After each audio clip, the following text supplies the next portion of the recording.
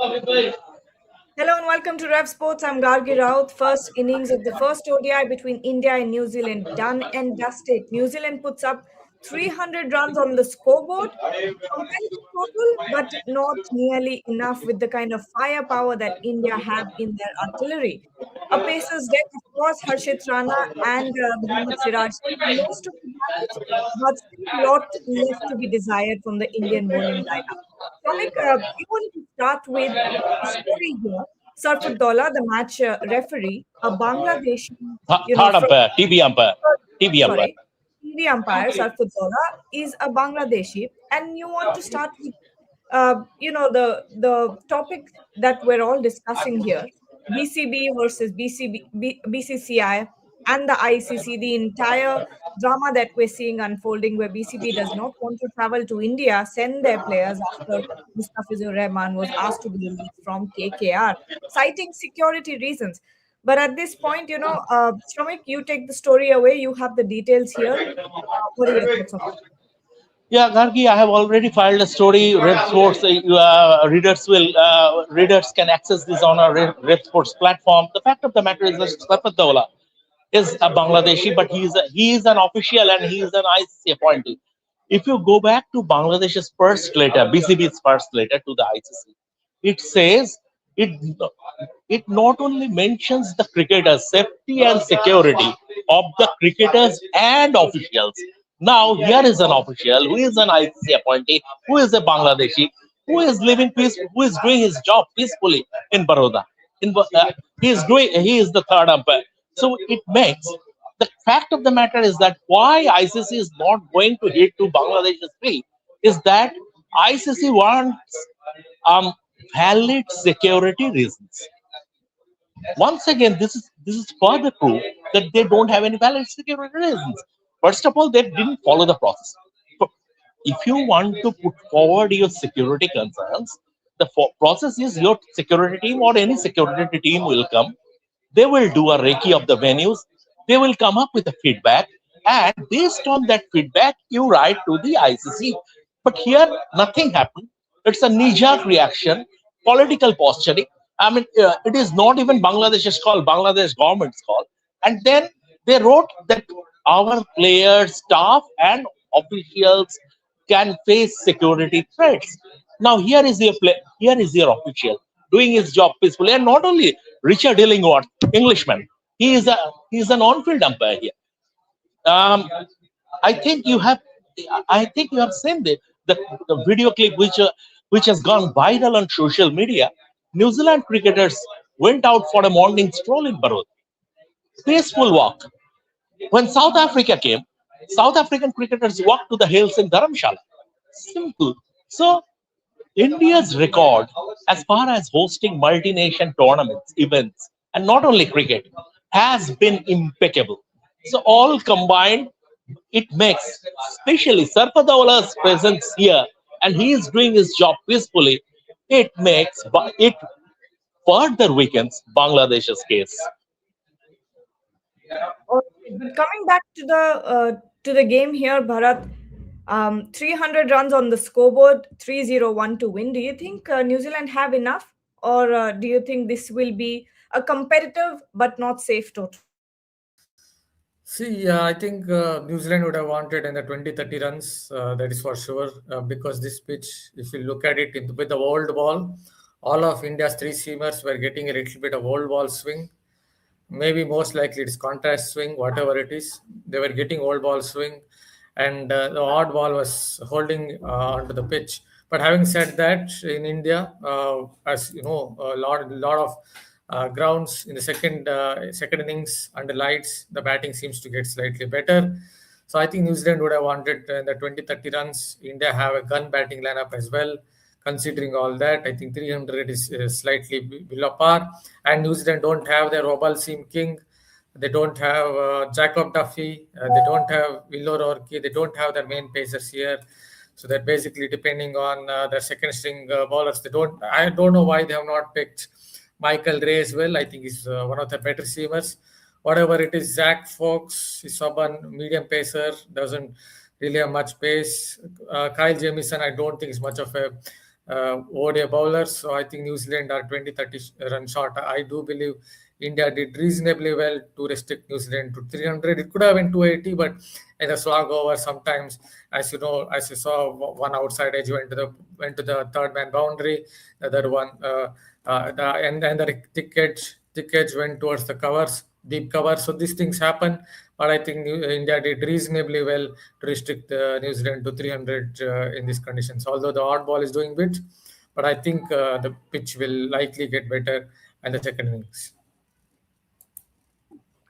Absolutely. Shomek, a lot left to be desired from the bowling lineup. Of course, we have to start off talking about Prasidh Krishna in that death over. I think he started off good. That one wicket that he got was a brilliant delivery from him.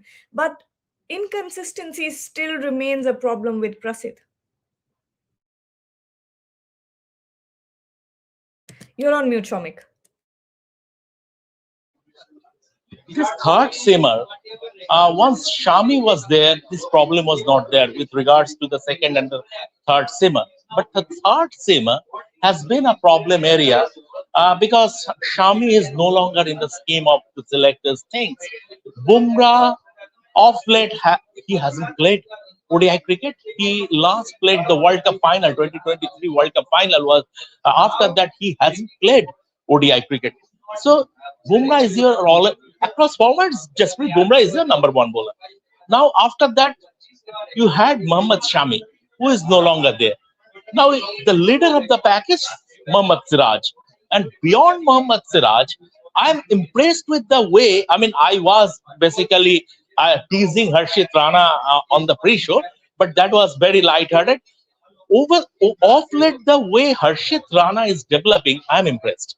If you look at the delivery he bowled to Devon Conway, at the end of the day, this pitch was batting friendly, and New Zealand had a 117 runs opening stand, and after that the Indian bowlers came back. Harshit Rana, that delivery to Devon Conway, and mind Devon Conway lived a couple of charmed lives.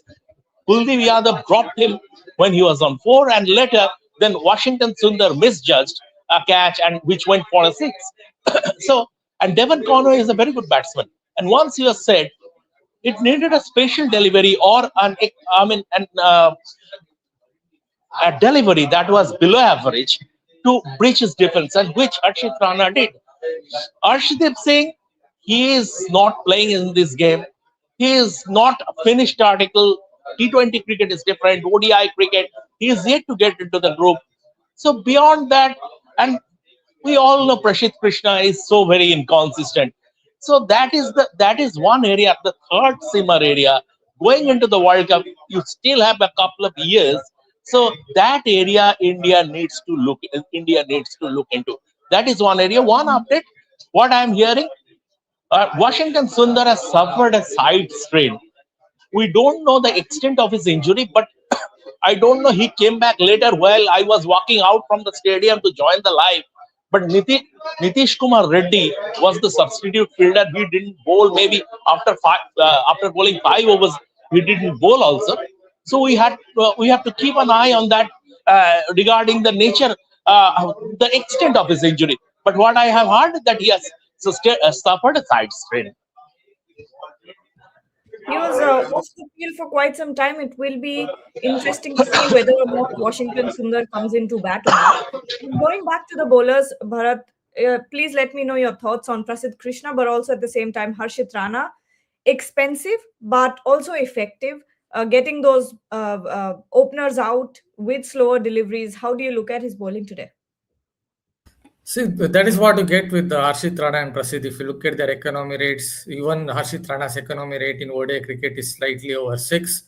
But having said that, they are genuine wicket takers. Prasidh has the second best strike rate among Indian pacers with at least 30 ODI wickets. The only bowler ahead of him in terms of strike rate is Mr. Mohammad Shami, and Harshit Rana himself has a good strike rate, and both are wicket takers because they can bowl hard length. The one point maybe Harshit has slightly over Prasidh is he can go back of length and bowl those slower ones. Whenever Prasidh bowls that slower one on a back of length against Daryl Mitchell, as you saw, he got it. I think he needs to improve his variation. That is, I think, his main problem more than lack of control. Maybe sometimes he can plan and it can be smarter because when the ball is reversing, and why would you want to bowl short against a 6 feet 6 inch Daryl Mitchell? That is something that I couldn't get it when he went fuller. When he looked to swing the old ball, he got Daryl Mitchell out. But that is something for Prasid to work on. Having said that, both are wicket takers, genuine wicket takers. And in modern day ODIs, it's really difficult to stop batters coming hard at you. You generally see 300 runs being easily scored. When you have genuine wicket takers, I think you can cover up for it, but both can still definitely improve in terms of their economy rates. Shomik, your thoughts on Harshit's bowling today? He came back well. He came back well. The first spell was not up to the mark, but he came back well, and that attests character. The way you can bounce back. Harshit Rana is quickly developing. I mean, know he finds himself at the receiving end of vicious trolls on social media, but that is, that is irrelevant. He is developing. He is developing well. So Harshit Rana is one of the, over the last few matches in white ball cricket, he is one of the positives. Gargi, the problem is that, we talk about Indian cricket having an embarrassment of riches, but there is one area where you don't have that, where you have a dearth of talent pool. In the sense, if you look at fast bowling, there was a time when we had Ishant Sharma, Umesh Yadav, Jasprit Bumrah, Mohammad Shami, Siraj was coming. But now, if you go beyond, even in Test cricket, if you go beyond Bumrah and Siraj, there is no one. What T20 cricket? It is just 4 overs per bowler, so you can do those combinations with Hardik Pandya playing. But there is a dearth of talent. Uh, there are certain bowlers who are taking a backful of wickets in domestic cricket. Someone like Akib Nabi, but you cannot play a 125, 130 bowler in international cricket. That will be like Anshul Kamboj. So simple. Uh, I'm little disappointed that Umran Malik's development stalled. Injury was the reason. Injury was the reason. Otherwise, Umran Malik could have been a very handful. The way he was, I'm not getting into 150 or 155, but he was very, very slippery. He was very, very slippery in the air and off the deck. He was very, very slippery. So if you wouldn't have suffered that kind of an injury, India, I think the search for the next few months should focus on finding fast bowlers who can go beyond 140k. Who can go beyond 140k, control will come. With maturity, control will come. With experience, control will come. But that is one area they need to, the selectors should keep an eye on.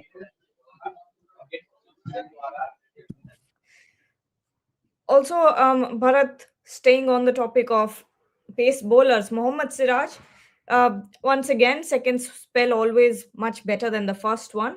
Your thoughts on his bowling today? See, Mohammad Siraj, what can I say? Maybe he's a slightly better test match bowler, but in ODI cricket, he still has a pretty good ODI record. Saban, I think, as you noted, bowled maybe slightly better in the second spell, got those wickets. See, he's a good bowler in ODI cricket. Maybe he can still improve when it comes to slog overs bowling. That could be the reason why they didn't give him the ball in the slog overs, because there's a perception that he's not that good. But he led the attack pretty reasonably well. As I noted, in those conditions, it's very difficult for any pace bowler. It's quite difficult for a pace bowler to go with an economy rate of maybe 4.5. So all three pace bowlers, I think, did a decent job by taking 2 wickets each and kind of restricting New Zealand to 300, because New Zealand definitely would have hoped to get 330 in those conditions.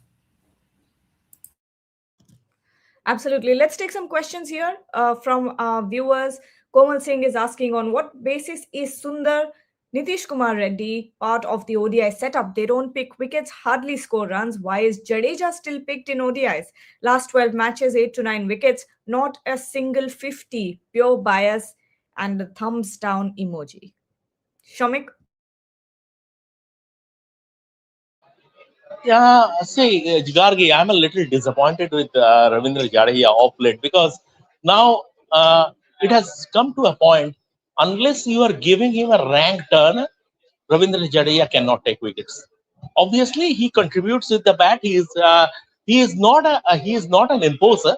He is not an imposer. A reason down the order, he is not an enforcer. Why? Chennai Super Kings parted ways with him.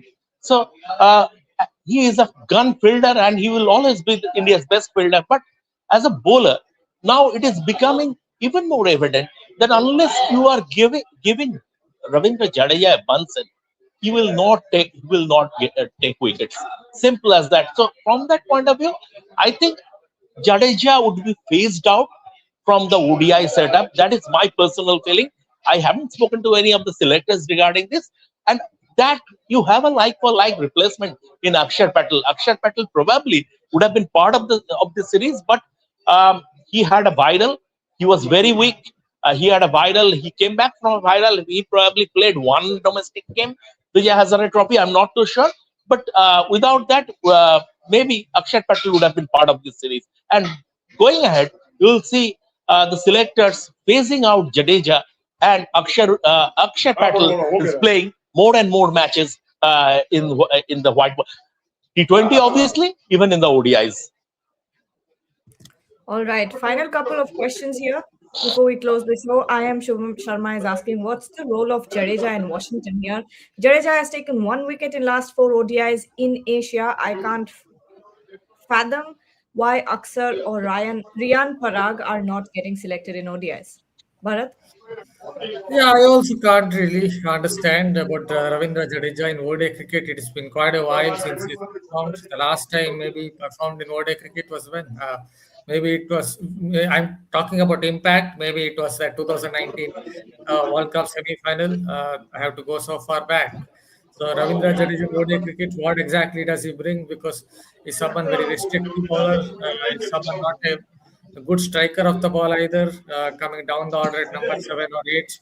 Aksar Patel does everything that Jadeja does, but is slightly better at it in this format. I'm not saying Aksar Patel is a better.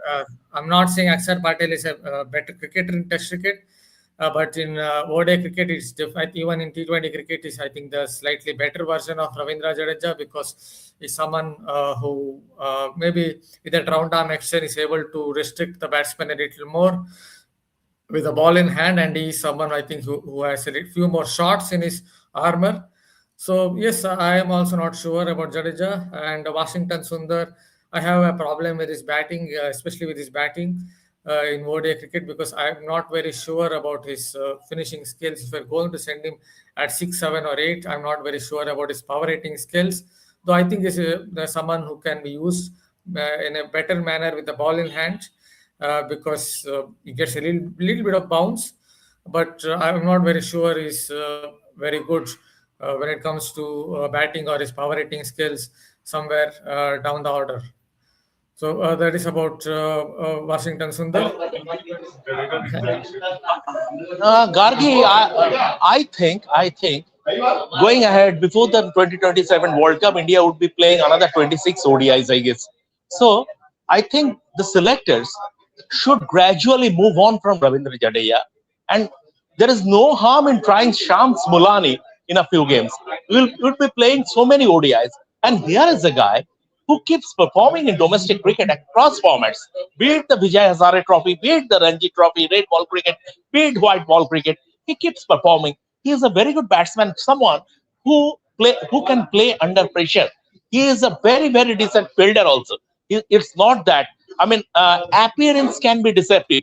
The first appearance, and you might think that Shams Bulani is not a good fielder. It's not a safe fielder, but it is not the case because I have covered matches where he has played and I have seen him at close quarters. I think the selectors should start looking at Shams Mulani and gradually phase out Jadeja from white ball cricket. Interesting. Bharat, final question to you here. Of course, the crowds will be waiting for Virat Kohli and Rohit Sharma to come out and do the magic with their bats. But what are you expecting out of these two? Can you just come again? The first part I just missed Rohit out. and Kohli. Rohit and Kohli, what Yes, are you expecting out of yes. them? See, obviously, you expect them to score runs. I don't see much threat from the New Zealand attack. Maybe Kyle Jamieson can do something up front. I would have definitely picked someone like Michael Ray, but they have not gone for him. Maybe Zachary Fox can swing it a little bit up front, and Rohit Sharma has to look out for him because I think it's the slightly lesser version of Matt Henry in what he does, what he brings to the table with his swing and seam bowling. But the conditions are still good for batting. Yes, the odd ball is stopping on the batter, but in the second innings, you likely expect the conditions to maybe get better. So, considering all that, both of them should be in the runs. But just keep an eye against the new ball because both Kyle Jamieson and Zachary Fox definitely move the ball up front that we have seen in not just in Test cricket but also in limit overs cricket with someone like Fox. All right. Well, the second innings will start soon. The fans who are waiting for Rohit Sharma and Virat Kohli will come out soon as well. But thank you so much, Shomik and Bharat, for joining. Everyone who's watching, don't forget to like, share, and subscribe to the channel. And also, don't forget to join us at the end of the game. We'll